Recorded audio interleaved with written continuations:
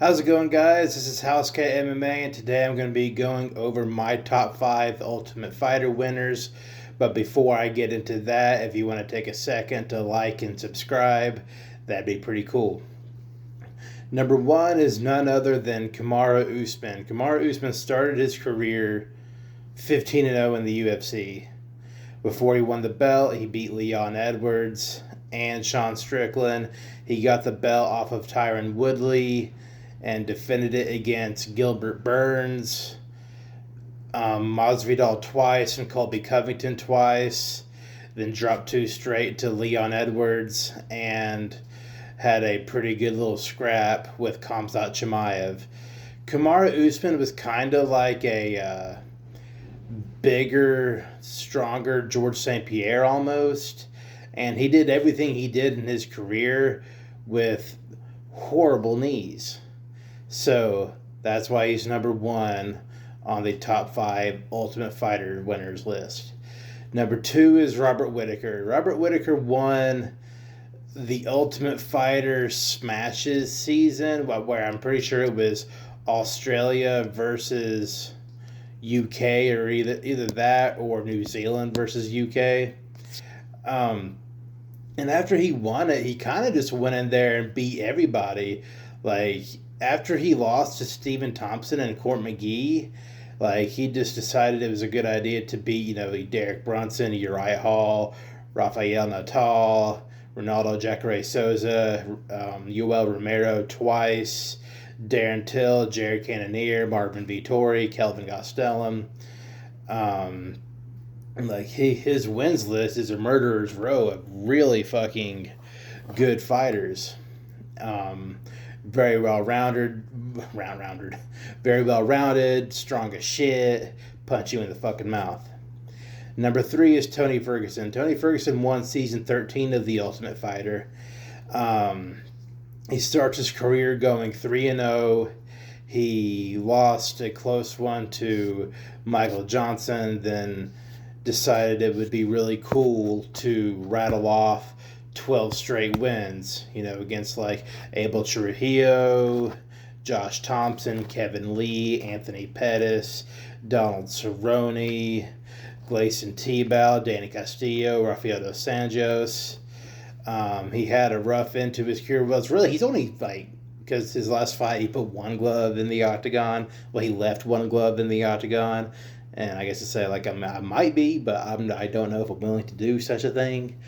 I would like to see him back, but, like, also it's almost not necessarily sad. Like, he's not getting knocked the fuck out in there too bad. I mean, he got knocked out by Chandler, but, he dropped a decision to Paddy Pimblett. That wasn't too bad. But he did get arm triangled by King Green, so it might be time to hang it up. Who knows?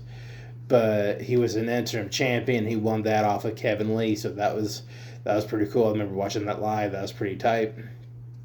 Number 4 is none other than Rashad Evans, Sugar Rashad Evans. He won Ultimate Fighter Season 2 as a severely undersized heavyweight, because he's built at 5'11", but no, that motherfucker's 5'10 and a half, and there's a goddamn difference. And about 220, 225 pounds, somewhere in there. Big guy for everyday people, but amongst UFC heavyweights, I mean, no, not really. He beat Brad Imes. He beat Brad Imes to win season 2 of The Ultimate Fighter. Brad Imes was a guy who was 6'7", and I want to say he weighed in at 258 for that fight. So, and Rashad Evans weighed in at 224. So 224 versus 258. That's a big difference, but not, Randy Couture versus Brock Lesnar, big difference. But it's really just the height. I'm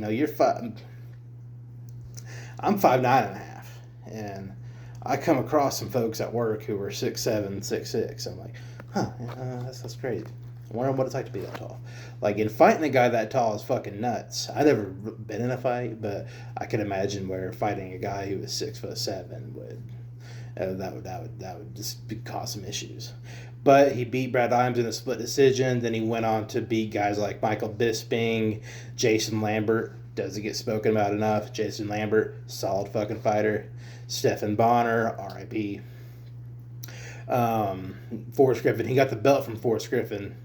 Then, of course, he lost it to Machida, but then he went on to beat, Rampage Jackson, Thiago Silva, Tito Ortiz, Dan Henderson, Phil Davis.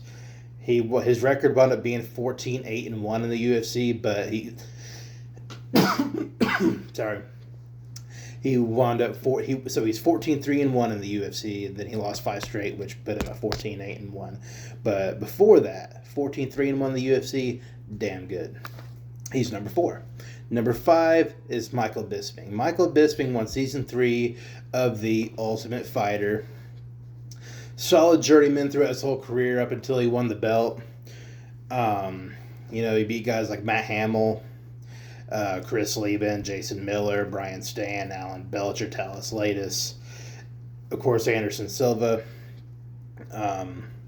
He defended the belt in a rematch against Dan Henderson. Dan Henderson knocked him out pretty bad at UFC 100. He ended up getting that back in 2016 in his first and only title defense. He beat Luke Rockhold for the belt, which is pretty cool. It was exciting to see a guy that had been at it for that long finally fucking win a fucking belt. His scrap against Anderson Silva was pretty cool. Just very good, tight, tactical boxer. He could actually wrestle too. He wrestled the piss out of Brian Stan, actually.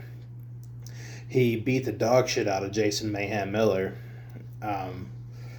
So if you were he was more than a gatekeeper before he won the belt, but he was kind of like, if he could beat Michael Bisping, he's like the gatekeeper for like the top 5 guys, and he's labeled as former champion these days. So that's what's got him at number 5. That's all I have on that. This is House Cat MMA. If you want to, like and subscribe. Actually, even if you don't want to, you should probably do it.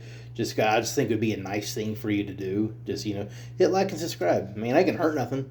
If anything, it's going to help shit.